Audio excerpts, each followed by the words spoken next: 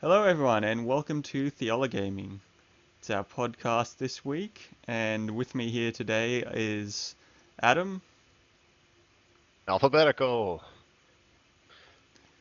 Yeah, I kind of do that subconsciously. You are right. Except when So it's you get to don't J. always do it. Well, that's because I intentionally mix it up so that people aren't always last. But yeah, we To also save their have. feelings. Yep, we also have Jacob Today? and Joel. Wait, what's going on? I've got this massive burp just kind of welling up, waiting me out. Well then. Ready for that when that eventuates. It'll come through the noise gate too, so probably so. Hope you're looking forward to that, audience. Um, But yeah, that meshes nicely with topic tonight, doesn't it, Josie? yes, very much. So our topic tonight is we're going to be discussing the purpose of the church. Um, for all of us except Adam, that's specifically the Christian church. Though Adam not being religious can have a bit more freedom because they're all the same to him essentially. Um, but anyway, talking about the place of the Christian church in society, what we think its purpose in society should be, but also, and probably mostly talking about what its purpose for its members should be. Alright, so just start that off by um, overviewing our positions, I guess. So, for my case, it's something I've thought about a lot, especially as I'm part of a. Oh, I should mention too, this is Total War Attila. I think I have to do that for copyright. I don't know. But anyway. So if you're watching the video, that's Well, what's for playing. those viewing us on Twitch or YouTube, Yeah. You see this black I don't screen imagine or the this podcast audio player? listeners. That's Total War Attila. That reminds me, I have not uploaded any of these as podcasts yet. Whoops. But then again, half my videos vanished Organization off is the first YouTube. tenet of follow gaming. The Yeah. second is technical difficulties. So Can we not yes, talk about those things? this just makes me want to check my video recording. I'm sure I did it though. I'm gonna check. This game's fine with alt tabbing. Didn't this happen last week too? Yeah, it did. And then The Witcher broke and I had to restart it. But, uh-oh. My window's not going back. I'm pretty sure it's just because it's loading. Here we go. We're all good. Alright, positions. Yes, I was talking... I've been thinking about this a lot because I'm part of a pretty new church plant. Less new now, we're 3 years in, which I suppose is still pretty new. And we're sort of... We're also basic... We are the only church in the area, actually. So thinking about what should we do? Should we focus? Should we be general? How should service look like? How do we balance the needs of the mature Christians, of our, like the people we brought with us, versus of the new Christians that we're meeting in the community, stuff like that. And, well, my consensus is pretty much, I don't think the church, like the church service, should be, actually I should clarify, that's sort of what I meant by this question, more the church service, the Sunday gathering, that sort of thing, not what all of us as Christians should be seeking to do, like what the corporate body that meets every week should focus on. So yeah, Essentially, you're focusing on the purpose of the Sunday church. The good old church on Sunday, essentially. yeah, though also anything that church wants to do during the week. So just like whatever church you belong to, what that church does with its time, rather than what Christians do with their time. That's a different topic altogether, I think. So yeah, the conclusion I sort of came to is I don't think the purpose of Sunday service is evangelism. This is partly because of my own experience where and like just living life as a non-Christian, basically, where I don't see that there's that many people who will come to a Sunday service if they don't already have some pretty big interest or um, in Christ or in being a Christian. Could be wrong out there, and I'm sure there is some people, but I think for the most part, if you're focusing on evangelism in your service, you're kind of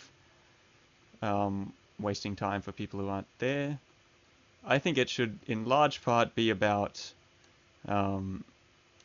teaching, but sort of lower level teaching. So teaching the enough so that everyone in your congregation can get it, and specifically the practical aspects of living out the Christian life, more than what predestination is, for example. So my stance is basically that the church should be about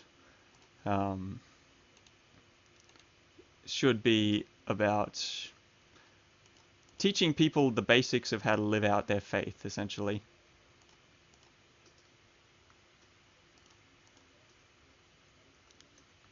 All right, what do other people think? Yeah, I mean, similar-ish. I do think though. I think someone who has no idea anything about faith should still be very welcome to church. I know you didn't disagree with that, but evangelism is more than just simply laying out the gospel. And in a lot of sermons in how to live out the Christian life, you often do refer back to the gospel. In fact, in the epistles, a lot of it, the epistles themselves refer to the gospels in the actual scripture itself. So you will find gospel being preached through sermons anyway. So I mean, in teaching the Bible thoroughly, you actually do preach the gospel as well, which is awesome. And there's a lot more church into the sermon as well, which we'll get into. So I'm pretty sure. Yes, yeah, that's kind of where I stand. That evangelism thing is it's still still very welcoming to anyone that you want to bring along, regardless of their understanding. Now, obviously, understanding will help, but I don't think it's necessary to attend church because you still, obviously, ideally, you're going with someone, explain things to you and ask questions of. But yeah, that's kind of how I see it. You want to go first, Joel? I figure I'll let all the Yeah, all right. So Christians I wrap it up. of the church. Yeah, yeah. So I reckon that the role of the church is almost exclusively political. It serves to basically stand in the way of social progress and to use whatever political clout it can to agitate for its own rights and that sort of thing, because really that's what we're on about. Well, that's No, why I no, chose that's a Total joke. War to represent this game. I mean, it's basically just about increasing public order. That's all the church is for. I was gonna Yeah, say. yeah. th- No, yeah, the point of church should go beyond the Sunday service. In fact, I have this tendency to think we play up the importance of the Sunday service way too much when we're talking about church stuff. As far as I'm concerned, church is more than just a place, more than just an event. It's a Christian community that people can participate in, and it should have ministries, and people should be involved in a lot more than just rocking up for an hour or two on a Sunday.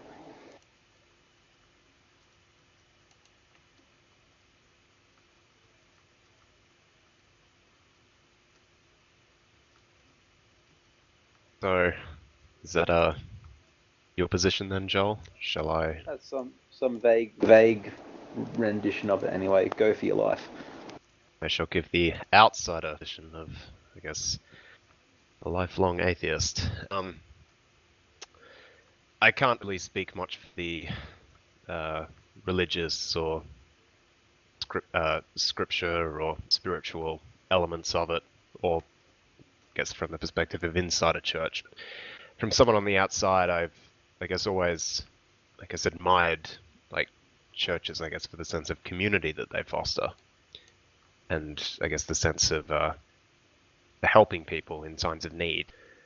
I mean, I see that as one of the and I'm speaking in general here, but no matter what your faith, but I see it as one of the greatest things that they can contribute to society is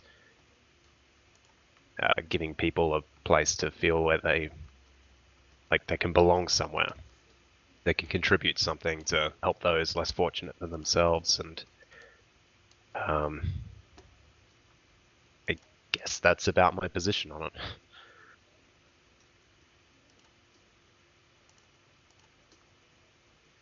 So I just wanted to Jessica kind of more response.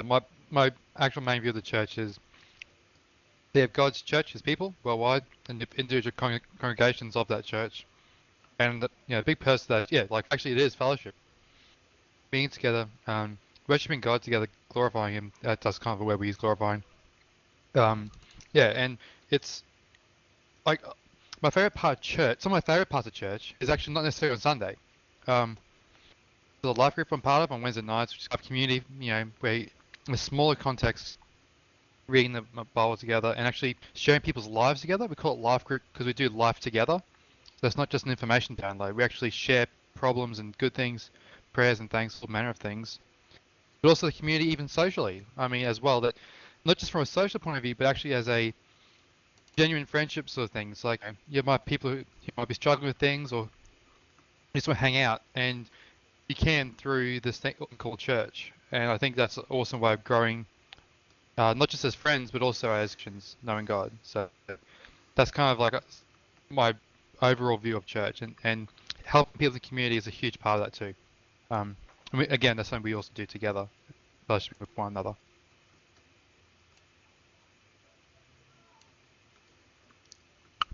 Right, so let's just, in case we have people watching who haven't ever been to a church or in a church, also just out of interest, have you ever actually been to a church, Adam? For a service, Yeah. I know I have been to. I mean, it wasn't a church. I was at my sister's baptism. I was obviously at my own baptism when I was very young. Um, I've been to a funeral at a church, and I might have been to a service once when I was very young, like certainly more than a decade ago. So not much in recent memory. Right, so yeah, let's just overview what the Sunday looks like. Or at least, like, I've only ever been in 3 different churches basically in my life, all Reformed, Protestant, that one We're was not high too Anglican. But reformed, though. anyway, yeah, true. But our basic format is we do a couple of songs to start with. So it's probably the weirdest part coming in from the outside. It's like you walk in and singing. What? People sing? Don't forget I did capoeira. I'm used to singing in groups. Yeah. I It's mean, I more know just the a songs are non-Western obviously thing different in meaning, but yeah. than yeah. But we sing a couple of hymns to God. The idea being to well, I guess I'll let you answer that, Joel. You being the more musically talented. What are the songs? What's their main purpose? Oh gosh, this is topical because I was talking to some folks about this the other day, and the purpose of singing songs is both it's a twofold thing. On the one hand, it encourages everyone. It brings us together as a community. The idea is that these songs are meant to encourage each other in we're following God, but also there's an element there of this is also an expression of how we feel about God, I guess,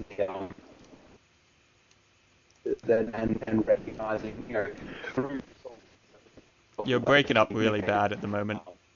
Might get you to repeat. Oh gosh, that's not what I want. Yeah, okay. So partly helps. It's a way of encouraging each other.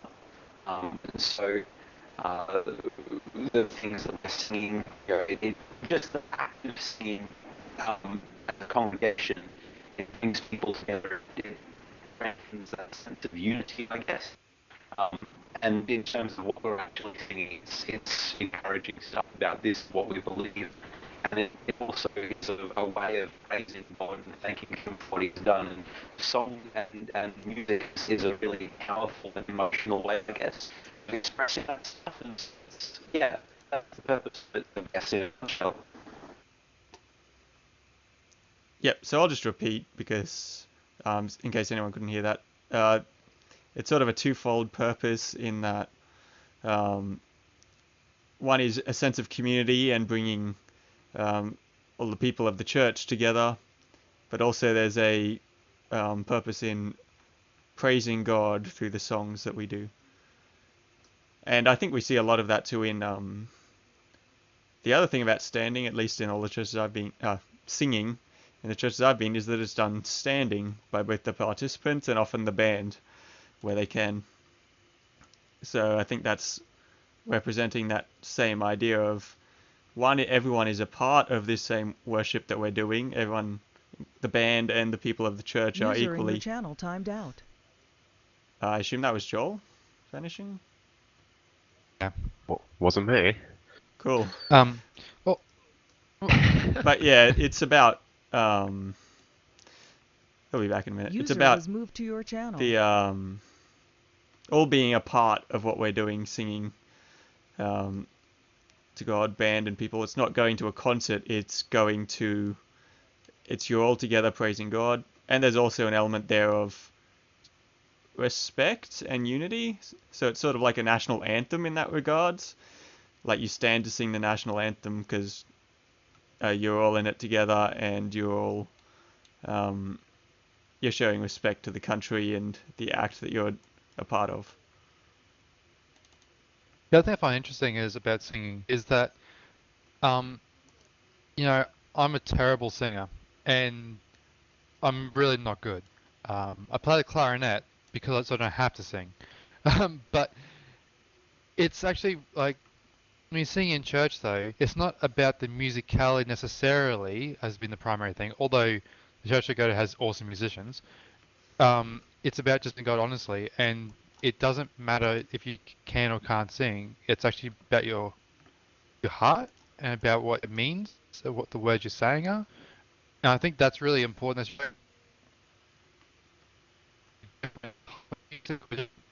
There's more motivation behind the music. Most other public music events. I know you guys can probably chime in on that too, but that's what I found was like I feel comfortable singing in church because it's not about me singing, it's about God who we're singing to and about singing with each other. I mean, to add an entirely outsider perspective again, I mentioned capoeira before, and I guess for those listeners who aren't familiar, it's a Brazilian martial art that incorporates many aspects of a lot of different things. So it's got acrobatics, it's got martial arts, it's got bits of dancing and singing and instruments.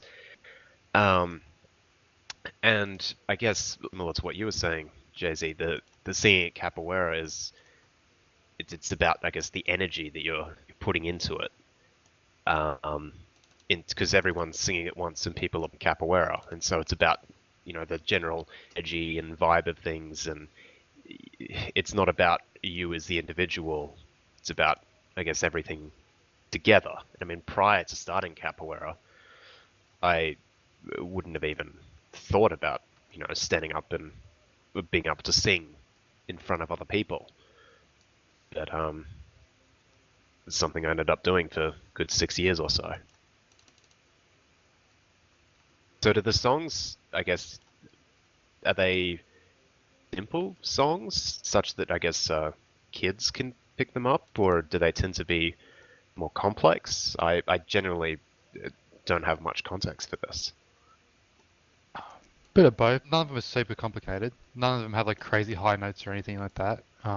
Oh, yeah, maybe some of them do. Some of them do. You get the Some do, occasional but song you that's see them down obviously Knocker. written to show off the worship leader's vocal range, but like, yeah, Oh, I just sing them down an octave or 2 octaves on some of them, yeah, but that's I just mean, it. yeah, part of that is it doesn't matter if you're not a trained vocalist. But just on that, when you're saying about the energy in the room and so on, it's a bit different to capoeira. I've actually heard of it before. It's pretty interesting stuff, but it's a bit different to that because rather than making energy or vibe for a, I guess, like a entertainment point of view, or even as a energy thing point of view, it's more of a glorifying a person, which is God. And yeah, that just the direction behind is a slightly different, even though it is pretty similar in the aspects I you mentioned. disagree. I think creating an atmosphere is a big part of It is a big part, but it's not the driving primary force. It is a Okay. big part of it. I mean, Are we actually given Yeah, a I can understand driving the force in differences. the I just Bible? I'm pretty sure it's always just presented as this is a thing people do, like you um, sing because you're happy and joyful, and that's what cultures do.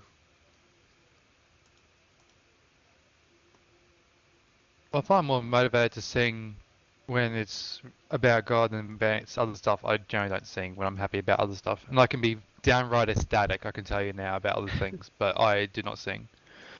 Oh yeah, I But I don't know. agree. That might I'm just be a just personal saying. thing. That might just be a personal thing, though. So I'm just only giving my 2 cents. But yeah, like obviously it's definitely there to please God, but I think from a practical perspective, it is also very much about creating a certain mood and atmosphere in the room and among the worshippers, preparing people to hear about, um, Oh putting yeah, them in a focus of worship and so forth. yeah, huge part of it. Also, I think that's what makes it comfortable for people to sing, or even comfortable for people not to sing, because it's great when no one's looking around checking who's singing, who's not singing. I think that's when, like, when it's, when you, I don't know if you've been new to a place, um, yeah, and so you're staring at you, see if you're following along or not. It's like, it doesn't, that's not the point. The point isn't to make sure everyone is doing the tradition, whatever it may be. It's, yeah, I think that's kind of one of the big things I think new people will find daunting is if that was happening. is there a certain aspect of being comfortable with those around you and like being, I guess, more open um, as you get more used to it? Because I mean, my only point of context here is, I guess, I brought up capoeira, and I know I certainly felt differently about it to when I first started to, the later years of it. I was a lot more comfortable with it, and it was um, just a lot more comfortable being with those around me, comfortable with the atmosphere.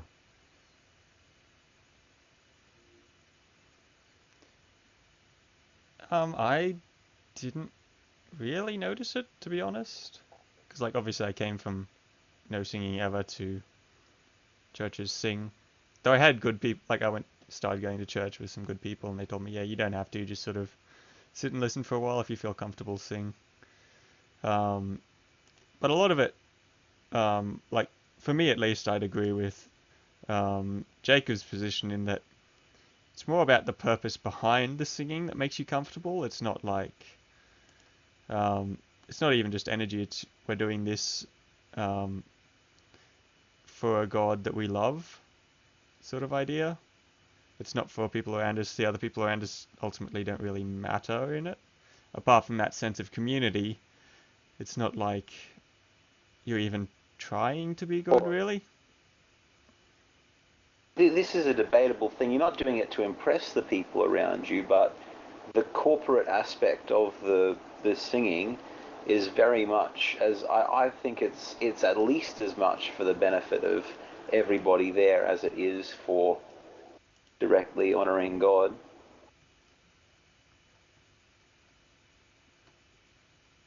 And I mean, I guess I should clarify. I'm not meaning to uh, directly compare like the martial art I did for a number of years to your religion, which is a huge part of your lives. It's just as an outsider, it's I guess something familiar that I guess could compare it to. Wait, Christianity isn't a And war art? you're right to make the comparison. You're right to make the comparison though, because it is a similar. Everything you're saying is I would agree with you perhaps more than Jay-Z with the purpose and the way it works is very similar. Text in another. There are a lot of similarities which definitely carry over between the two. Not going to deny that. Although, yeah, I think the purpose is a bit different. Yeah. No, and honestly, when I was younger, I actually was not a musical person at all, and really, really, really, really didn't like singing. So, yeah, but I guess for me, I found it comfortable because I'm singing because I want to, and yeah, yeah, is the motivation for me is I just want to praise God, and if we do it for other people, then all the more awesome.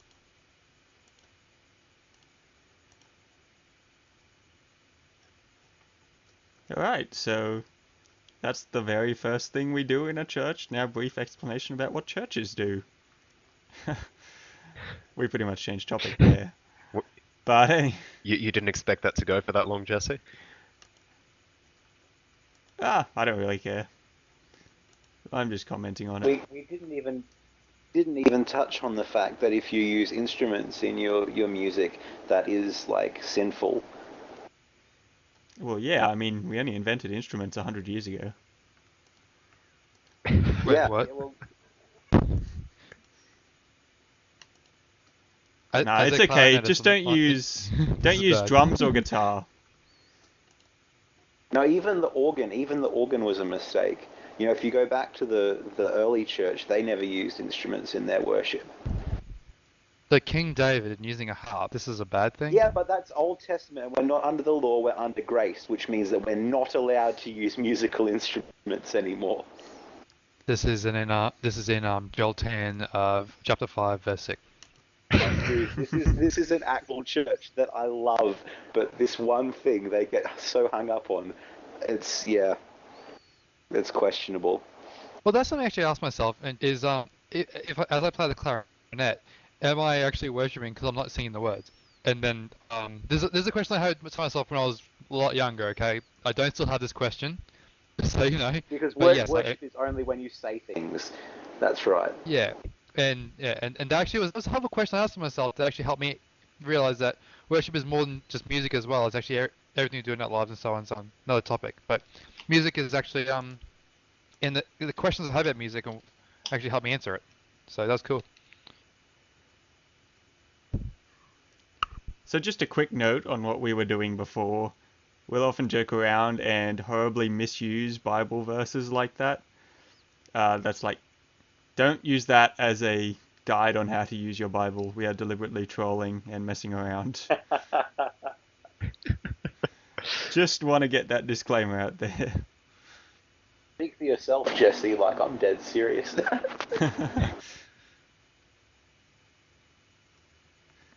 So Right. what's the next thing we do?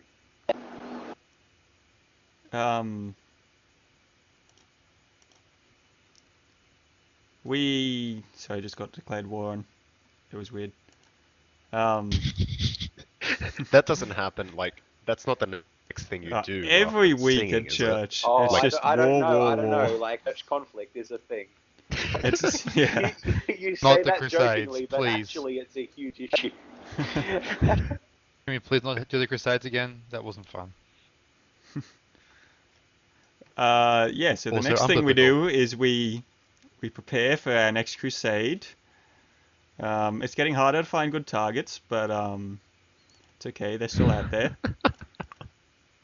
Now I've got to actually think. What is the next thing we do? Oh, wait. At our church, we do announcements. Announcements are sometimes at the end. I mean, I don't need to tell There's an you. offering usually. Yeah, sometimes at the beginning or end again. Just general stuff like that, like telling people what's going on in the church. Then there's the service. Like we have a couple of little miscellaneous things at our church. Like we do a little teaching spot on the Bible, like a little catechism or something like that, and we'll talk through it, or go through a book of the Bible, that sort of thing, which is cool. But that's the only church I've ever done that for. So yeah, then you move to the message, which the idea is to teach people something from the Bible about God, often with a practical angle. Is that like really all we do at church? Sing, teach, and then... Communion. The most yeah. important that we do is There's communion. also offering. There's also baptisms. There's a few things. Baptisms are not an every week thing. No, though. that's correct. Well, That's correct. And it not is every communion. church does them during the service. We happen to have a pool in our stage, so we can do them during the service, but most places don't. So yeah, brief note on offering too. I kind of blew past that. Yeah, that's a good one to talk about. Obviously, we ask for money. That's what the offering is. Or not really ask people. I guess you could say we pass around a basket expectingly. And people give however much money they want to give for like paying for the expenses of the church, and especially for, or in a good church at least, for the ministries that will go on during the week, for the various things Both that in we'll be doing Australia and during the week to do overseas. that. Yeah. It goes overseas as well, and to other parts of Australia. So yeah, and to local ministries. So it doesn't go directly into the same building it went in. Just to be clear. Yeah, a good church will have, like a significant portion of the money that's given will go outside the church, sort of like to charities, to supporting missions and spreading the word overseas, that sort of thing. Not all churches do that, of course. And some also supply needs as well. There's some good church-based charities, food, washing machines, etc., which is partially funded with those offerings as well. So there's stuff like that. Yeah. But the important part about offerings, something this is my stance on it, is that if you aren't a Christian, you shouldn't be giving in church. So if you're not a Christian, but you're very welcome to come, I don't think you should be giving. That's in that sense. If you want to make a donation, well, whatever. But I don't see the point if you're not a Christian. That's my view on that. Well, you can always just view it as like What a if you're charity not a in what they're Christian, doing. but you don't want people to realize, so you just do it to keep up appearances? No.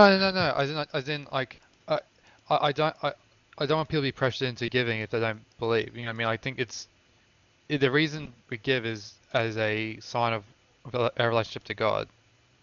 You know what I mean? It's not a secular charity, the offering. If people want to support the other charities, that's fine. Let's go ahead and do that. But I just see the offering as as a sign of what everything we have is from God. You know what I mean? This is not your church fee for attending. Here, we're a street performer. Let's pass a hat around. That's not how I see it. Make sense? Yeah. So the other thing that we just kind of blew past in a great big hurry, I wasn't joking when I said it's the most important thing. Communion, guys. That's the thing. Oh yeah, I was going to get to that, but because we blew past Okay, offering, I wanted to go back to it. Right, so tell us about communion, Yeah, okay. Joel. Oh, that's a bad thing to ask me to do. So It's okay, communion we've is already one of sufficiently sidetracked this episode, so let's just keep rolling with it and talk about churches. Okay. Right. So communion is one of these things that Jesus did with his disciples. It's basically sort of a reenactment. Is that the right word? It based Every off reenactment's of good. Yeah. the last meal that Jesus shared with his disciples, where they were eating together, and he shared a simple meal of bread and wine after they'd celebrated the festival together, and explained to them that this sort of, I guess, symbolic significance of what they were eating, in that this is my body broken for you. Remember me each time you eat of it, and in the same way with the cup, this is my blood which is poured out for you for the forgiveness of sins. Remember me each time you drink of it. So we sort of, in following that same command that he gave to his disciples to remember him when they ate these things and drank these things together, we'll have a small, like most places, very small, like tiny little cups and little chunks of bread, but everyone shares together in eating this bread and drinking this wine, or like non-alcoholic grape juice as we do it. The idea being that we remember the sacrifice that Jesus made when he died on the cross, in the same way that he explained it to his disciples before he went and did that thing. And so this is a tradition that's been passed down since the very early days of the church, and there's a lot of different views on what it really means. The Catholic Church, for instance, is adamant that when you eat the bread and you drink the wine, it, in a sense, actually becomes the body and blood of Christ. The Lutheran Church is sort of like also not quite as hardcore as the Catholics on that line, but they see a real significance in a sense that there is some kind of element of this beyond just symbolic. And in the Baptist Church, we tend to go, no, they are just symbols, and there's nothing more than that going on, but it's an important thing to remember. So depending on the church that you're in, there'll be a different explanation of the significance of the bread and the wine, but ultimately we're following in the example of Jesus in this tradition that's been passed down since he shared that meal with his disciples before going to the cross. It's also a great sign of Jesus giving literally everything. It wasn't like he took a slap on the wrist to pay for our sins. He gave all of his body and all of his blood. It's a it's a symbol, and it's a way we remember what Jesus did for us and how much he loves us. That's like a huge implications of that. So that's, and it's also contemporary at the time. What sort of food it is, a very staple food. Everyone needs it. Bread, and wine is not bad. So I know it's a really important thing. And often, at least in our church anyway, there'll be a short, like 5-minute talk on communion significance of it, what it means, and why we keep remembering it. Because it's not a blind tradition. In fact, very few things should be traditions, but it's a active remembrance.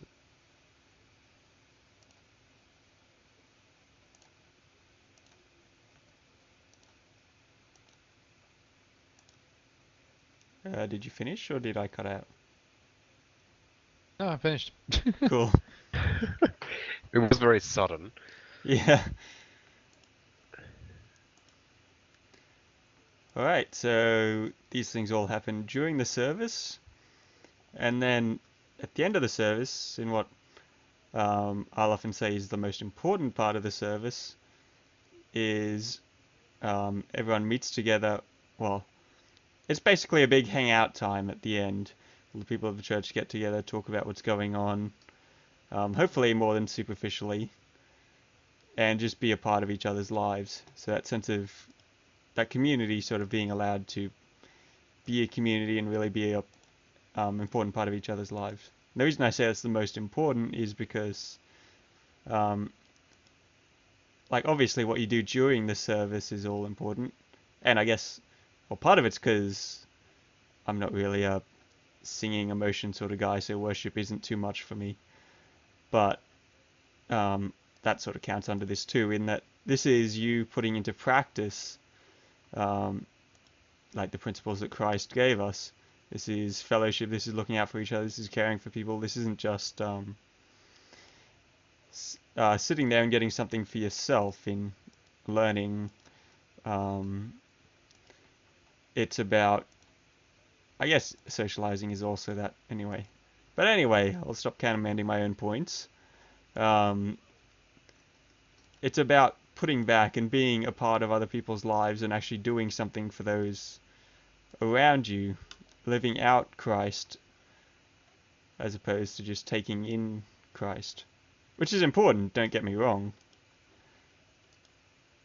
but Well, it's I really like that fellowship out the church just because it's where you actually, yeah, fellowship actively.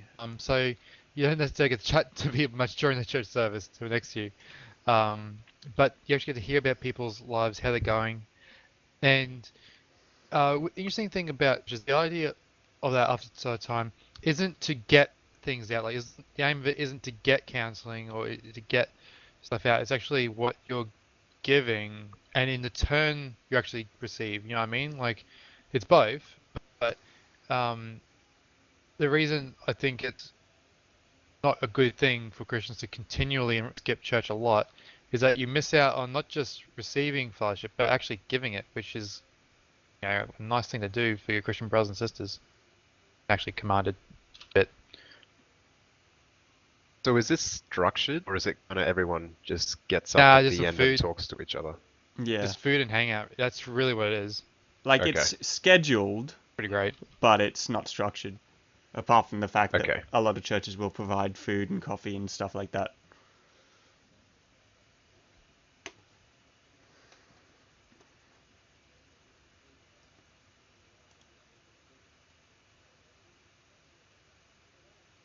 Right, now let's talk about what happens during the week. Because that's also very important to what churches actually do.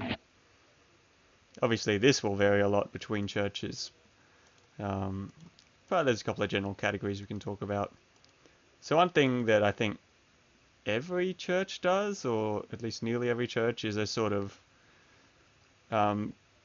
small groups of people from the church will get together during the week and talk through the Bible, read through, study directly from the Bible at times and try to understand it.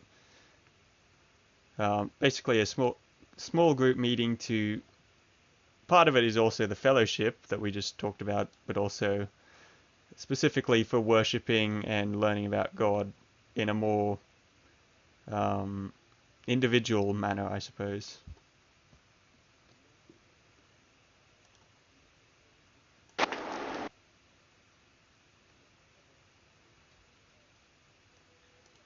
Any comments on Bible study? Oh, mate, this is my jam.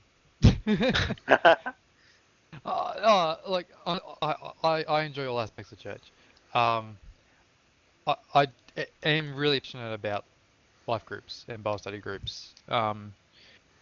It's just that it's kind of like a small family unit within a big family.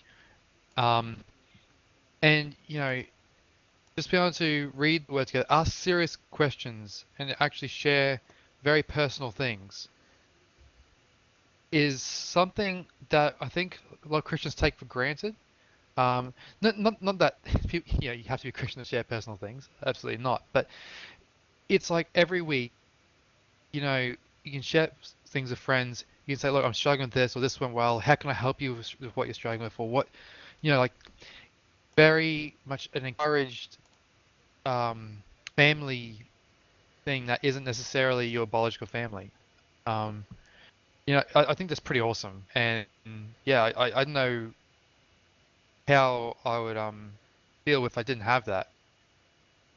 Yeah, it's just I know what you guys' experiences with it, but you can share things that you struggle with and ask really deep, hard questions of Bible and belief, but also just of your lives and what it means to be a Christian, and even some of the stuff you're struggling with at work, study, and everything, and feel very welcome and safe and encouraged in it. And you can do the same for others. It's awesome.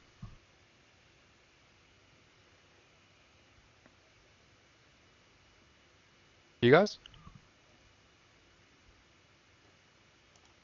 Yeah, I'm a pretty big fan of Christian small groups. In large part due to this one time before I was a Christian, when I went to this small group that Jesse was leading, and was able to engage in conversations about interesting things with people without having to necessarily agree with everything that they thought. And I was like, well, this is a cool concept. I like this. And since becoming a Christian, obviously, I've seen a different angle of that, in that this is actually really good in order to look at that stuff and actually apply it to your life. Um, yeah. Um, I think the sense of community that you get in a small group is a lot stronger than what you'd get perhaps participating in a more conventional church service type of scenario.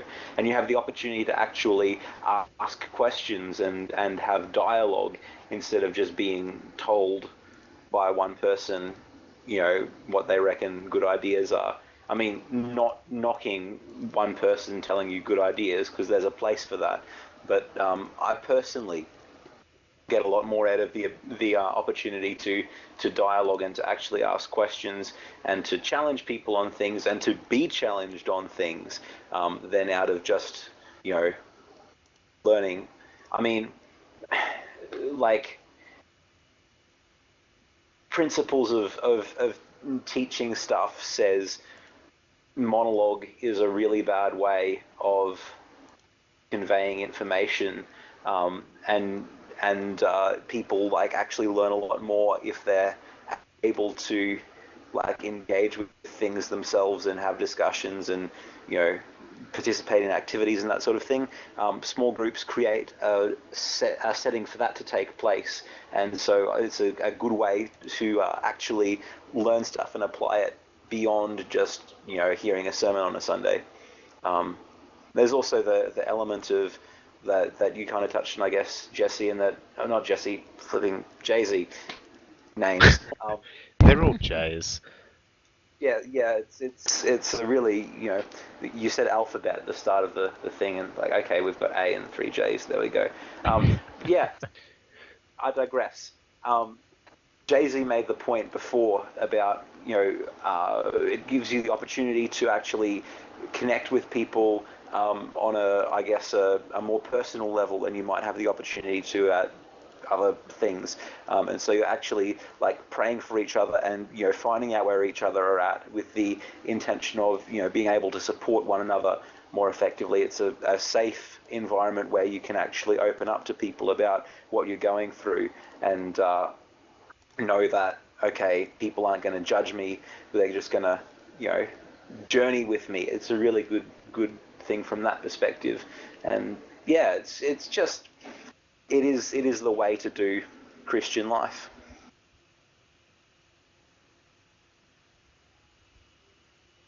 So where do these typically take place? It depends on So the yeah, church. it depends. So our young adults small groups at Northreach Baptist are run on the church property, but they didn't used to be.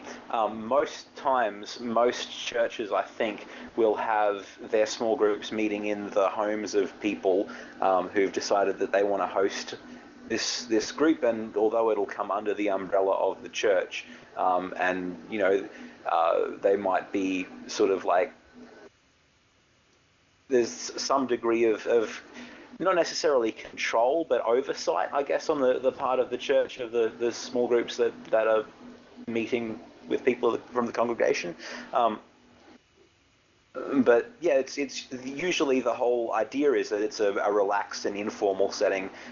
So that could be on the church property, but more often than not, it doesn't seem to be. And so, yeah. Also, yeah, like the setting again varies. I mean, houses are nice, and where we have in church cafes, there's a lot of couches and stuff. Usually have some chairs and things, but it's often food. Food is usually a pretty common thing. It's not necessarily the healthiest. It's good tasting, and yeah, there's yeah, usually it's actually people are really generous. Last night at Life Group we had homemade cupcakes by one of the members, and that was awesome.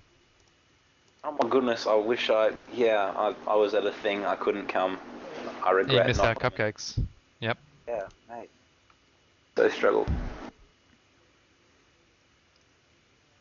These are normally also organized and led by people um, from the church. So, like, it's not. Um, Studies are generally written and provided by the church, but then they're the organization and going through it is done by someone else within that group or assigned there by the church, which I guess is still within the group. I disagree that they're usually written by the church. I know that's a thing that we do and we've been doing for a while, but I think in a lot of cases people will use a pre-prepared study booklet. But yeah, I guess the church often has a hand in selecting that and certainly providing it to the groups. Yeah, that was my main point really, that it's like it's not written by the group, but provided for them. But anyway. Although, when the person who's leading the group has the ability to tailor the study specifically to the needs of their group.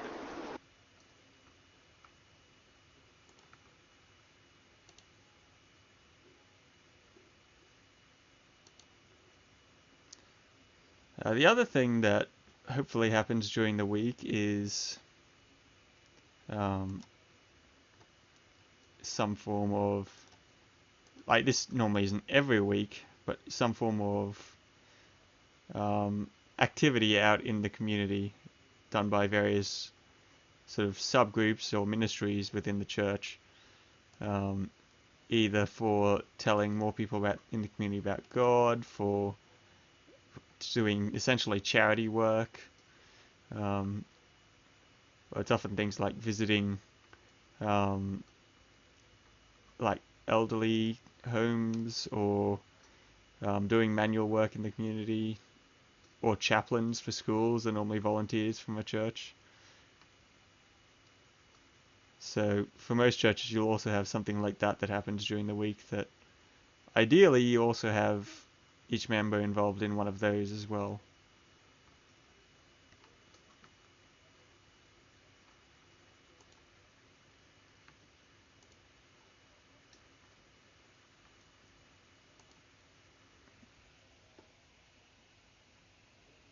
Alright, so we've done an hour, completely unrelated to our topic.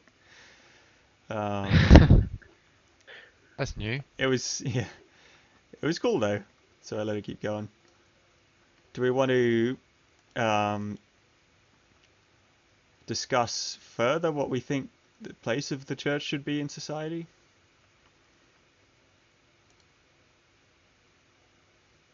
Depends on how in depth we wanted to go. I don't mind sticking around for longer. Yeah, we can keep going. Be good to actually discuss that more. Yes, society point of view. Alright, let's do it. We outlined our positions.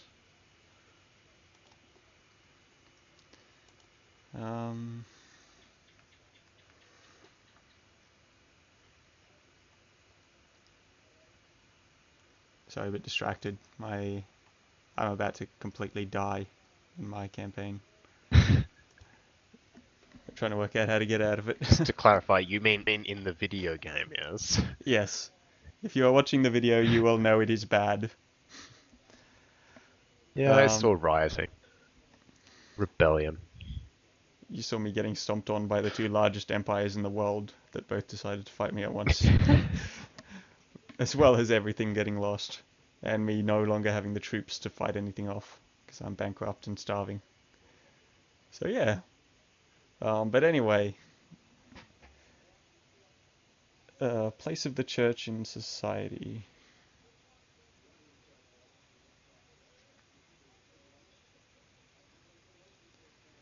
So why do we focus to begin with is sort of, since moving into church leadership at the church I'm at the moment is something that I'd sort of come to think about that I wasn't really thinking about before. It's like, why do we focus on, why do we have to focus on teaching or evangelism? Can't we do both? That sort of thing. You sort of really can't. You have to pick a direction, do it. Because think, how would you focus on teaching and evangelism at the same time? Either you have a very split purpose service where you'll have sort of a separate sermon almost talking about super basic evangelism. This is who Jesus is, why he's awesome, and why you should follow him. And then a sort of more biblical study part based on to try and teach people stuff they didn't know about the Bible and about God. It doesn't really work. It's kind of clunky, and you want your church services to be smooth and focused. Churches don't work too well as a jack of all trades sort of deal. But then you've also, and there's also the sort of question of what your purpose for that church is, because there's a fair few churches around, and obviously that's not always the case. It should be noted. Sometimes you are the only church in an area, though in that case you're normally not too worried about higher level teaching. It's about teaching people the basics. So that's sort of the situation we find ourselves in, apart from the aforementioned split between that and our team.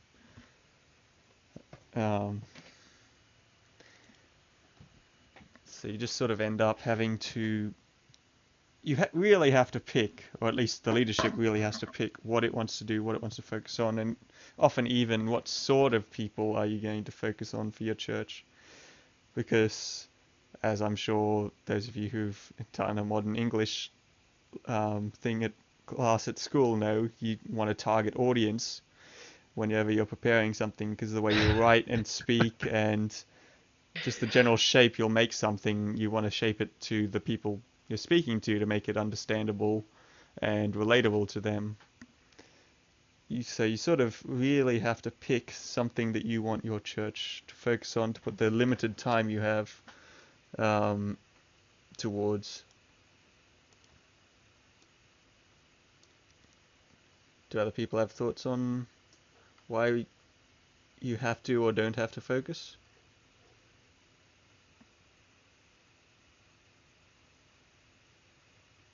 Well, yeah, I guess you have limited time, so you have to choose how you're going to go about using that time. I can see why there's a decision, that needs to be made.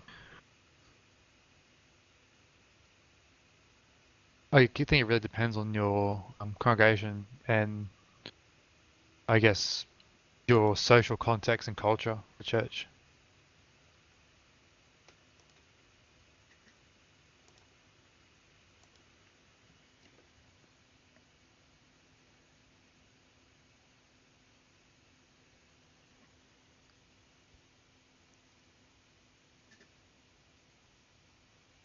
I'm struggling to think of things we didn't sort of cover in our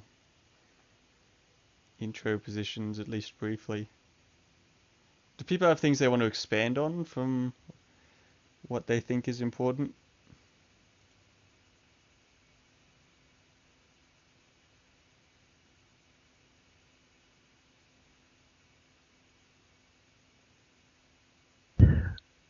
There's a lot of silence. Do you have any prompts for that? Any What specific particular areas to aspect? expand on? Because there's Oh, a lot of just dimensions you could expand on our answers. because we did a summary, but we didn't really do a in-depth thing. Is there things you missed out on, or things you'd want to talk a bit more about now?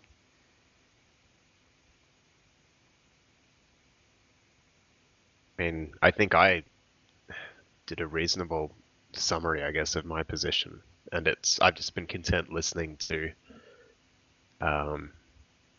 what you guys think on the matter, because as an outsider, that's always interesting to get a different perspective. Yeah. Really, just in terms of, I guess, my inside view on the outside view is I hope church isn't scary. Because I see as the my biggest draw card to me to keep going to church is how welcoming it is. And yet I see church as being perceived anyway as a unwelcoming, judgmental place, which I don't like.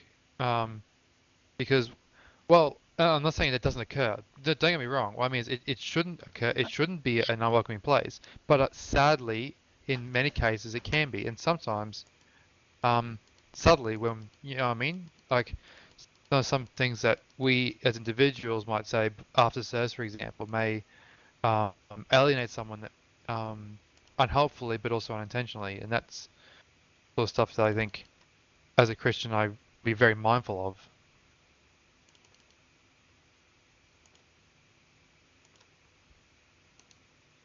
Does that make sense? Yeah.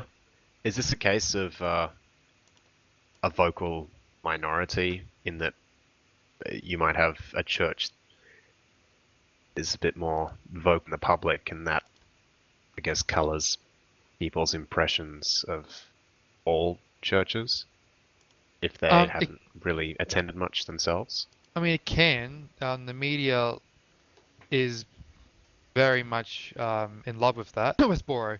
Um, so That's a strange cough you have there. yeah.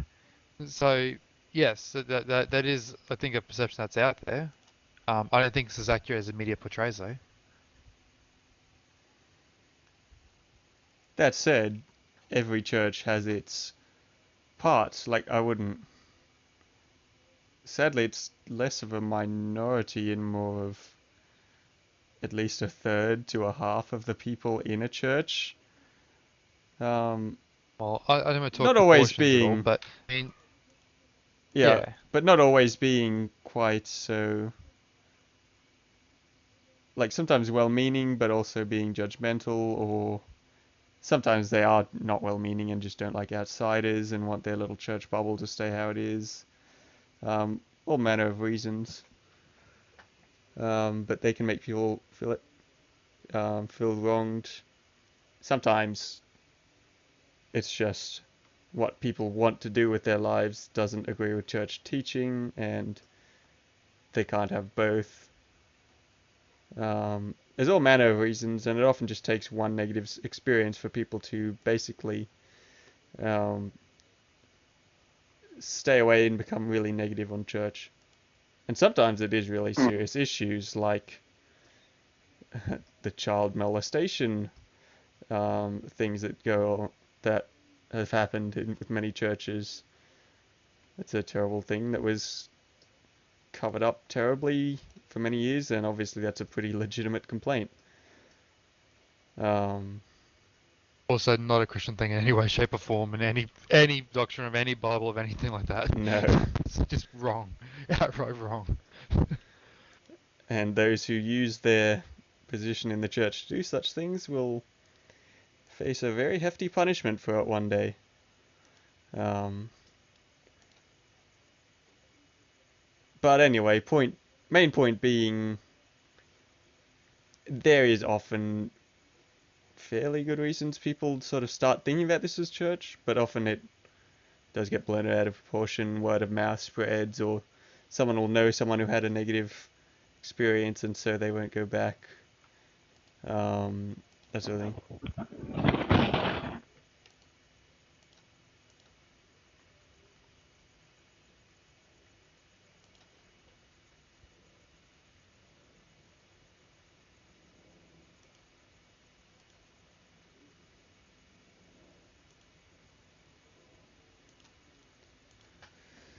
But yeah, to get back to the general point there, I do think that is probably the most important thing for a church to do, to be willing to embrace and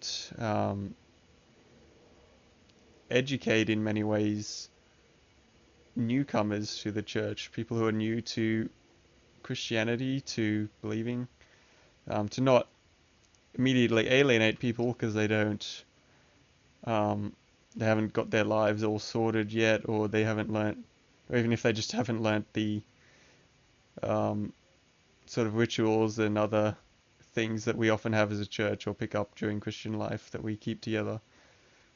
Um, to be willing to completely look past that and welcome them in anyway, and for the church itself to be, I don't think you should have a focus that's too academic. That's only for um, those who are already well mature in their faith, been doing it for several years, know quite a lot.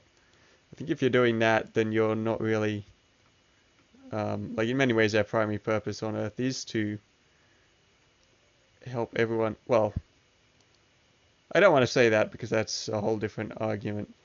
And I don't really think that we have a purpose here to live as Christ intended, and part of that is helping others to find Christ and to experience the love and the eternity that come from living under God. And if your church is deliberately putting up barriers to do that, barriers to entry, that sort of thing, you're getting into a situation like that made Jesus make a whip and drive half the temple courts out because people were putting barriers to people who are trying to learn to know God. So whatever your focus is, I think it should definitely be a focus that can be engaged with by anyone. Yeah, I think it a lot of it is just knowing who's going to be there, I guess, in the sense that if you have a congregation,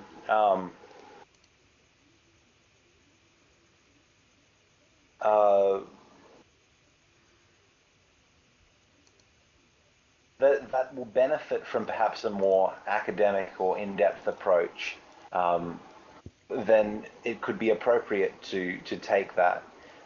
But if you don't, then you don't. I think it's as much knowing your audience as anything. I'm sure audience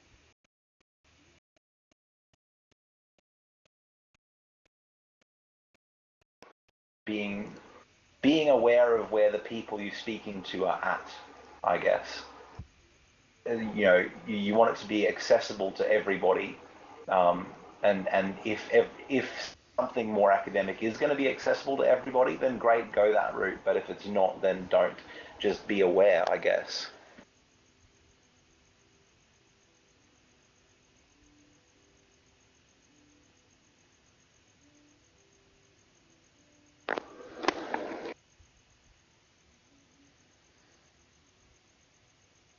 Alright, so how about presence in the um, community and I suppose the uh, outreach and stuff that I mentioned before? Because like I was, as I do, sort of dismissively stating that a good church should um, be putting out a significant amount of money into the community, and ideally would be doing various things in the community throughout the week. And I mean, I sort of gave my reasoning for that in talking about why after church is so important, in that it's sort of about giving, like living a life giving to others, sort of how Christ did. Like his entire purpose on life essentially was to give us um, guidance and teaching, and then to give us eternity through freeing us from sin with his sacrifice.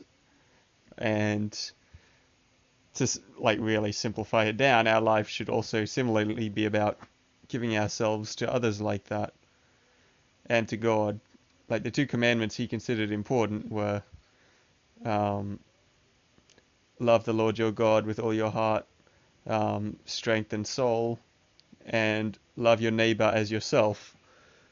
Um, so obviously those are for a church to really be, I think, to be really serious about um, following God, it has to be taking those into account. It has to be giving of itself and giving itself to God and to other people in equal measure, essentially.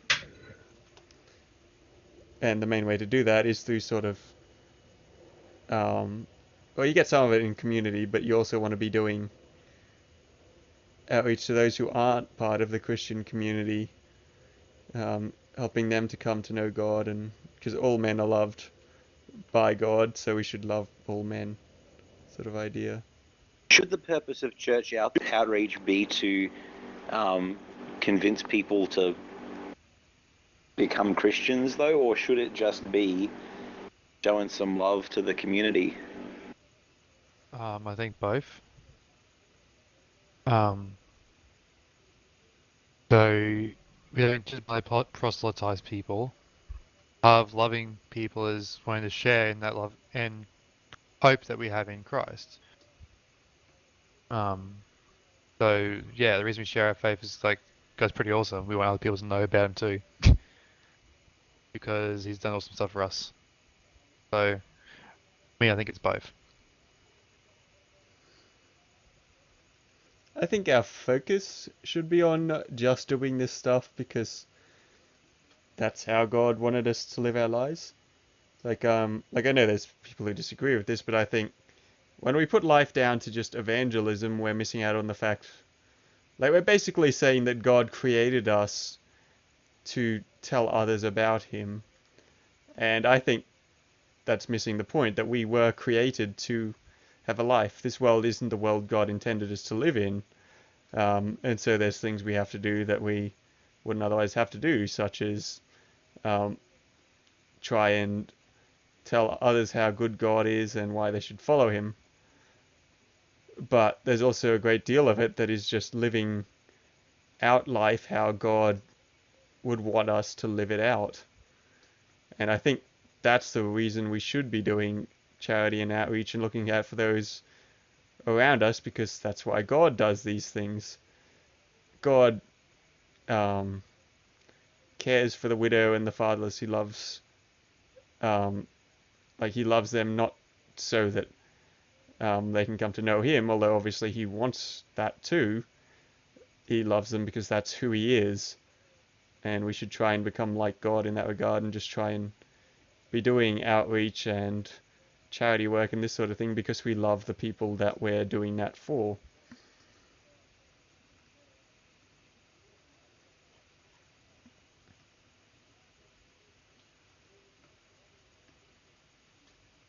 I guess anecdotally, or if there's any formal, I don't know if there's been studies on the matter, but do you find that like doing outreach and maybe not so much just like preaching to people, but just being like openly Christian, going and doing all sorts of charitable work, find that brings like grateful or curious or just people who have seen the charity work? Do you find that brings them to the church even without like actively trying to preach to them while you're out and about? In the experience with my church, yes. Like we're in a very poor community, and we actually started as like a community outreach part of the bigger church. Like we're a recent church plant off a much bigger church, and our pastor started, and most of our ministry team started as part of the outreach work there. And a lot of the people we've got are people that we've sort of known for a few years because we have been working with them, giving them food boxes when they're struggling, helping them to do things around the house, be involved in community events and community housing, that sort of thing. And both they know of us because of the outreach that we've done, and we sort of have that link and communication to them because we've been a part of their lives in helping them with that charity work. And there's also anecdotes from like the very start of the church that this is how things were. Like one of the pagan Roman scholars dismissively talks of how the church is spreading by it's spreading through the widows and the orphans, um, and maybe the slaves too. But the point being, it's spreading through the lowest denominations of Roman society, those no one else cares about. And because the church cares about them, it's finding both lots of converts and lots of respect there. I wish I knew who said that Do you so I could quote it, but do you find that that's a more effective way of getting people to the church rather than just standing on a street and preaching, or just door knocking, or just more pure evangelism? well, it helps because you sort of have that link with people. Then you're not just because those are like door knocking, street evangelism, that sort of thing. It's all pretty cold. You're just talking to a crowd, or you're the next on the list. Um, Mm. sure, you can personalize it, and often you get really good conversations with those people afterwards. But when you've done sort of charity work, obviously the charity work can just be the same. But you're often part of someone's lives. You've listened to their troubles. You've helped them when they're in need, and often this sort of stuff helps. Um, it overwrites a couple of those things that we discussed earlier, that sort of negative views of the church. If someone's been hurt by the church before, and known someone who's done it, now they're being helped by the church. Um, if someone's heard that the church is just out for your money, here they're seeing where that money is actually going and what it's being used to do. So you're sort of helping to correct a few misconceptions and making it easier for people to get to know and overcome some barriers to going and being part of a church through your work there, whereas And just preaching might not do that. and I guess the alternative is you're doing good at the same time. Yeah. Because Absolutely. like last week, like a week or two ago, like just in the letterbox there was some kind of small fold up pamphlets about, I guess, a local church. Um, that that's like a step beyond, I guess, just door knocking, because there's no interaction. I have to wonder how effective that sort of thing is. A pamphlet in a letterbox. We've actually got at least 3 people Uh, through doing that. Often people we sort really? of knew Okay. beforehand, but it's more just they learn that there's a church there because we don't have any building. We just meet up PCYC and that sort of thing. So I think, oh yeah, I'm Okay. not doing anything. I'll come check it out. Like you don't get converts through a pamphlet often unless they're someone who's just looking for anything, some sort of change or difference in their life, which at least one of the people we got was. Yeah, I meant Um, because I was thinking that you'd have to, like, to get people to, I guess, be a convert, you'd have to get them at a very particular point in their life. But the other thing is that letting everyone know in the community that, hey, we're here, we're welcoming, we're here to, for you. You drew those pamphlet. It at least was a thought that, hey, look, if the time life does come up or something, whatever it is changes, then or even if they're just curious, then there's some thing or some fiction anyway that's been made. Fair enough.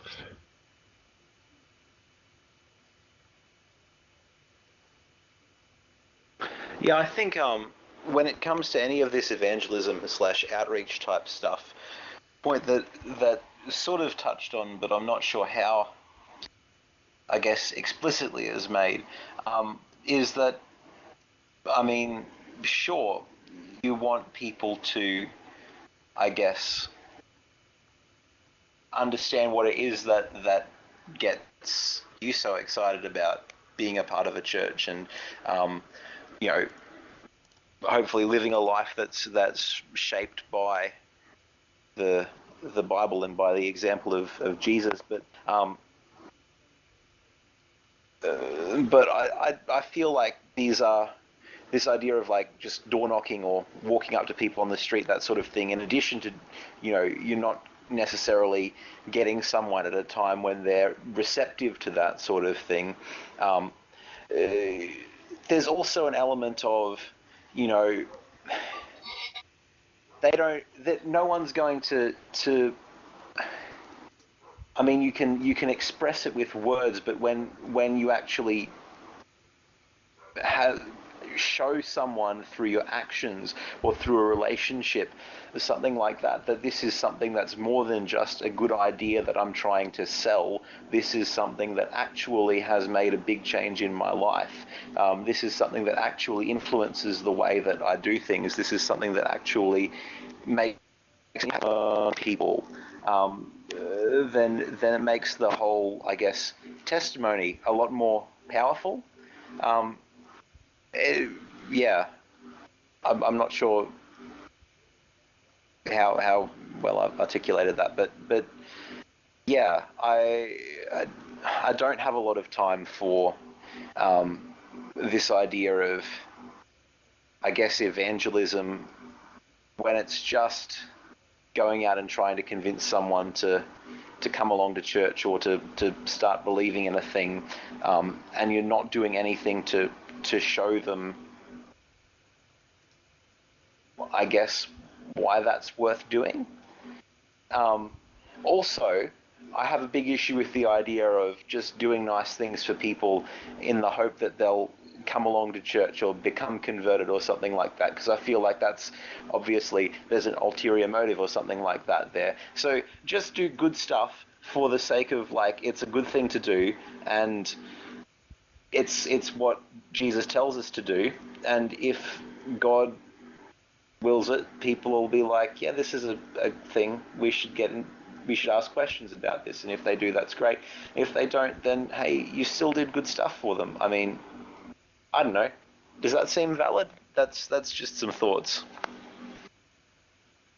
Yeah, I think it's valid, and I think we do want you to have conversations, but I agree with you, Joel, in that it's not. Oh yeah, you know how we helped you out with this? Now you must sit through this 3-part DVD series. Let's not do that. That's not a good thing to do. uh, like just because that's kind of like emotional blackmail in a way. I think that's exactly Yeah. what you're trying to avoid, Joel. Which is a very valid point to make. Although we do really want to have conversations, and we do really want to be open about our faith and share the reason why we do these things. Yeah. Yeah. So, but again, that's not a forcing, or that's a this is who we are. This is why we do things. Feel free of your own accord to ask us, and we'll happily talk about, or even I don't mind even telling people why, but yeah, I think that's just part of the loving relationship you have with someone, stranger or otherwise.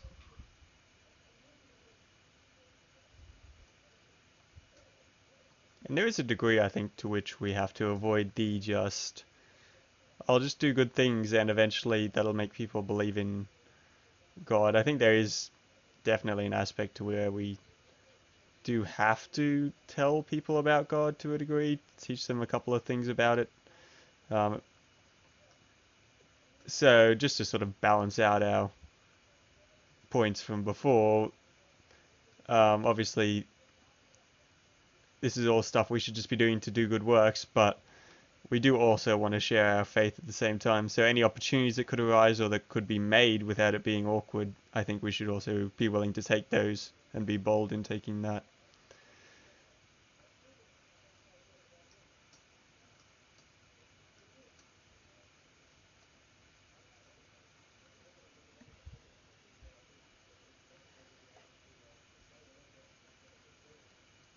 All right, I think we've got a pretty good deal of ground covered. So anyone else got anything they want to talk about?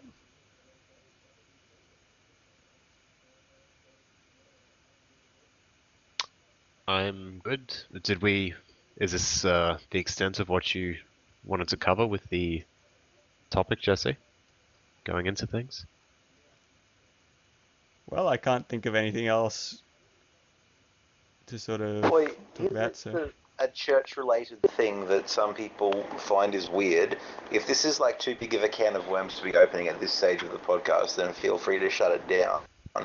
But like, if we've all got this one kind of goal in mind, and we've all got this like one book that we're getting our ideas out of, how come there's so many different denominations and different ideas about how things should be done. Well, often because the book doesn't lay out all the specifics. Like, we don't see a church service in the Bible. We don't even really see churches. Sometimes we get little snippets of it, or we sort of vaguely know how a synagogue meeting goes, like the Jewish church. So there's a lot of specifics left over, and sometimes people get pretty hung up on those specifics, and so you have churches form or splits occur that happen. So, like for example, I consider myself Baptist, but I'll often go to Presbyterian churches, and in many ways the biggest difference there is over there's a bit on church organization, whereas we're a lot more communal voting democracy sort of thing, whereas they're a council of elders. But the biggest theological difference is baptism. Do we baptize children? Do we not baptize children? Essentially is the gist of the difference. Baptists don't. We have to consider it's got to be a believer's baptism for us. We got to think they're old enough to know what they're getting into. Otherwise, we won't baptize them. Whereas for the Presbyterians and a lot of other churches, it's just we baptize you as a baby. Actually, I think that's like all other churches will at least do infant baptisms. So you just sort of get a split there because as part of how the church runs, when there's a baby, will the church baptize it? Will it not? Some people think yes, some people think no. Eventually those agreements become pretty big and you get two churches out of it.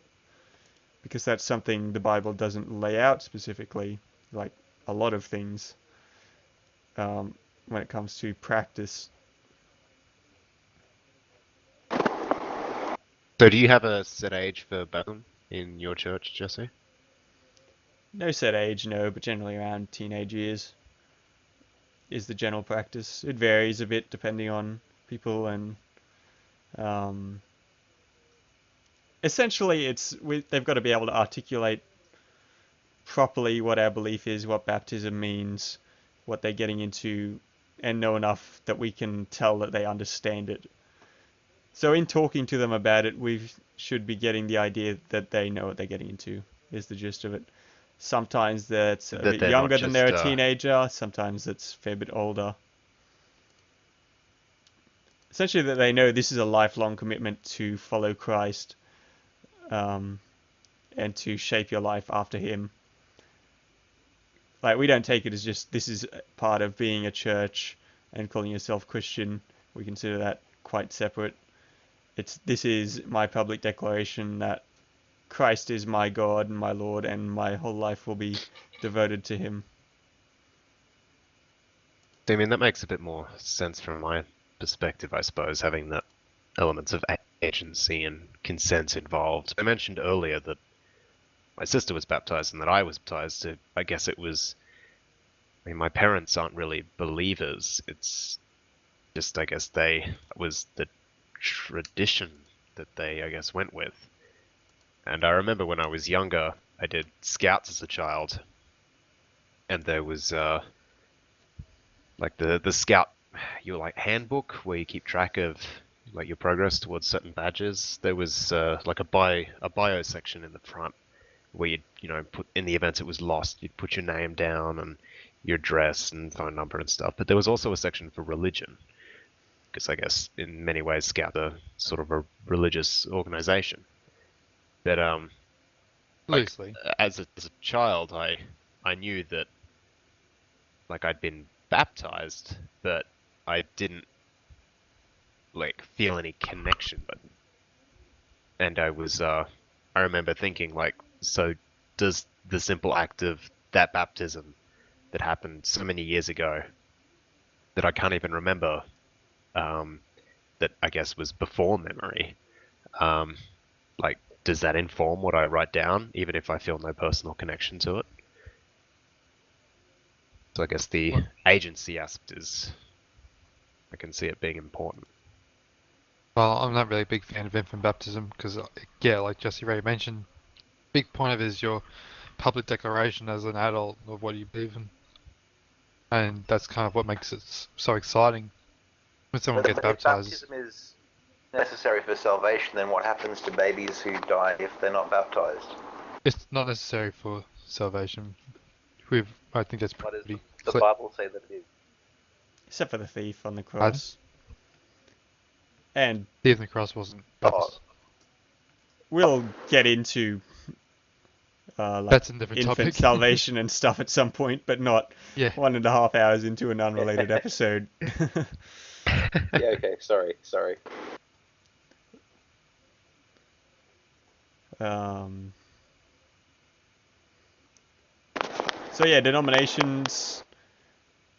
Apart from the big splits that are nearly religions into themselves, so like Catholic churches, Orthodox churches, Protestant churches, and charismatic churches, which tend to have very different views of how God works, how the church works, and that sort of thing. Person of Jesus as well.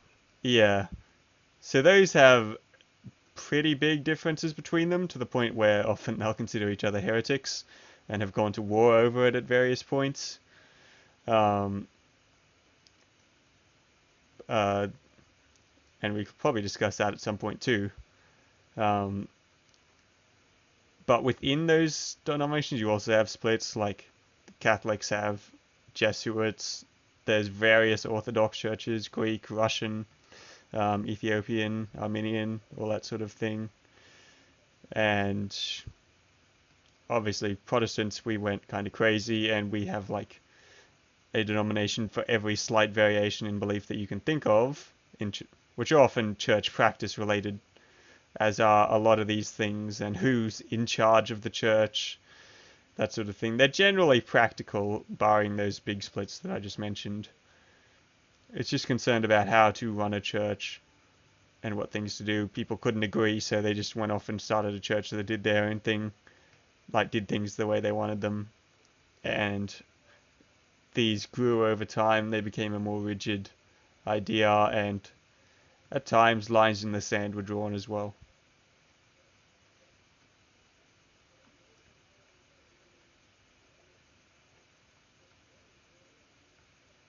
Cool. Alright, I think we'll wrap it up here. Unless anyone has any final comments. I'm good. I think we had a pretty good discussion. Alright, that's all for this week, and we'll see you guys next week with a discussion on patriotism. Is it a good thing? Is it a bad thing? And we'll probably touch on church's relation to the state and a couple of things like that as well. So that's Cool. exciting That's time. gonna be an interesting one. yeah. We can get into the wall building. Oh yes, we covered that in There we Aliens go. and Aliens a bit. I think we had a good Oh. 50 minutes on it. Yeah, we did. But yes, plenty of discussions like that. So tune in on Thursday 8:30 for our stream if you want it, or these will normally be uploaded at Friday, Friday or Saturday, Australian Eastern Standard Time. If you just want to watch the episode or see the podcast. It might be a bit late because I have no idea what YouTube's doing or where my videos are going this week, so but we'll see. Anyway, that's our standard. See you all next week. Will do. Catch us See you later. around. Yeah.